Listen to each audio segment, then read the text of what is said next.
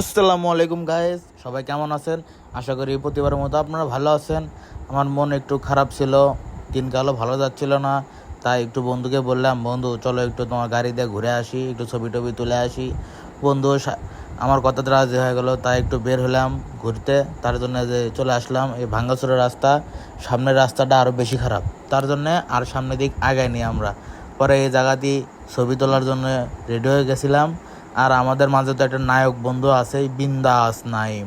আর এইদিকে এই বন্ধু বলতেছিল কিভাবে তার পিকটা তুলতে হবে, তার জন্য সে প্রস্তুতি নিয়ে নিয়েছিল। এই দেখুন চমলক্ষ একটা সানগ্লাস পরছিল। আর এই যে এইদিকে নায়ক সাহেব, তার তার হচ্ছে একদম নায়িকার জন্য একদম রেডি হয়ে গেছিলো তার ভিডিও করার জন্য। আর এই যে সে একটা কঠিন একটা জুব্বা কিনেছে, সে একটু শাহরুখ খানের স্টাইল নিল, নায়ক বলে কথা, স্টাইল না নিলে কি হয়। তারপরে এই বন্ধুটা একটু মানে সব কিছুর ভিতরে মাথা ঢুকে দিছিল। যাই হোক, সেটা বড় কথা না, বড় কথা হচ্ছে নায়ক একটা ঝাক্কাস একটা গেঞ্জি কিনছে। এই গেঞ্জি হচ্ছে একবারে 3 বছর 4 বছর পরার জন্যে।